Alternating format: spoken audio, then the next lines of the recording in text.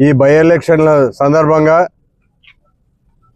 సౌమ్యులు శాంతినే కోరుకునే గోవిందరెడ్డి గారు నిన్న బొమ్మనాల్ మండల ఎలక్షన్ల సందర్భంగా అక్కడ అనెక్సరీ 1 and 2 ఫారాలు ఇవ్వడానికి పోవడం, బీ ఫారం ఇవ్వడానికి వెళ్తే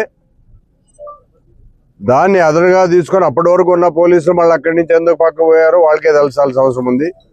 ఒక ఎమ్మెల్యేగా పోటీ చేసి గతంలో ఎమ్మెల్యేగా ఉండి ఎమ్మెల్సీగా ఉండి ఆయన ఎలక్షన్ పని మీద అక్కడ పోతే పోలీసు వాళ్ళు ఆయన కారులో పంపించే వరకు అక్కడ ఉండాల్సిన బాధ్యత వాళ్ళ మీద ఉంది. అలా కాకుండా ఇదేదో మాకు సంబంధం లేదు అన్నట్లు వెళ్ళిపోవడం కూడా చాలా బాధాకరమైన విషయం. అనంతపురం జిల్లా ఎప్పుడు శాంతినే కోరుకుంటుందన్న విషయం చాలా కాలం నుండి మనం గమనిస్తూనే ఉన్నాం. అలాంటి పరిస్థితుల్లో ఈరోజు నిన్న జరిగిన సంఘటన గురించి ఏది జరిగింది అనేది స్పష్టంగా మా నాయకులు చెప్పడం జరిగింది. మా సోదరులు వాళ్ళంతా ప్రజాస్వామ్యయుతంగా జరగాల్సిన ఎన్నికలు అప్రజాస్వామ్యయుతంగా చేయాలనుకోవడం భావ్యమా?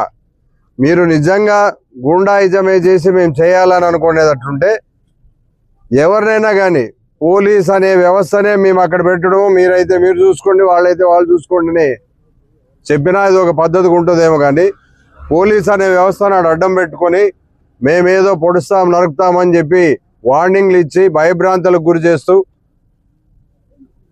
అసలు ఎలక్షన్లు అనేవి మేము ఎట్లా చెప్తే అట్లే జరగాలని అనుకోవడం చాలా దురదృష్టకరం. ఈరోజు తెలుగుదేశం వాళ్ళు ఏదైతే రౌడిజాన్ని గూండాయిజాన్ని పెంచి పోషిస్తున్నారో పాముకి పాలు పోసి పెంచినా కాటేయక మానదు. ఈరోజు ఈ విష సర్పాల్ని ఈ గుండాయిజాన్ని దౌర్జన్యాలను గూండాలను రెచ్చగొడితే ఈ రోజు రేపో వాళ్ళకే ఇది ఇబ్బంది పడే పరిస్థితి భవిష్యత్తులో రావచ్చు. కాబట్టి శాంతిని కోరుకునే ప్రజాస్వామ్యయుతంగా ఏ వ్యక్తి అయినా ఆలోచన చేయాలా, సొసైటీల గురించి ఆలోచన చేయాల్సిన అవసరం ఉంది. ప్రజాస్వామ్యయుతంగా విత్ సెక్యూరిటీతో పోలీస్ బందోబస్తుతో రేపు ఎంపీటీసీలను తీసిపోయి ఈ ఎలక్షన్లు సజావుగా జరుపుతారని మేము నమ్ముతున్నాం, ఆశిస్తున్నాం. ఇప్పుడే ఎస్పీ గారు అంటే ఆయనకి హెల్త్ ప్రాబ్లమ్స్ వల్ల అడిషనల్ ఎస్పీ గారికి వాళ్ళకి రిప్రజెంట్ చేయడం జరిగింది.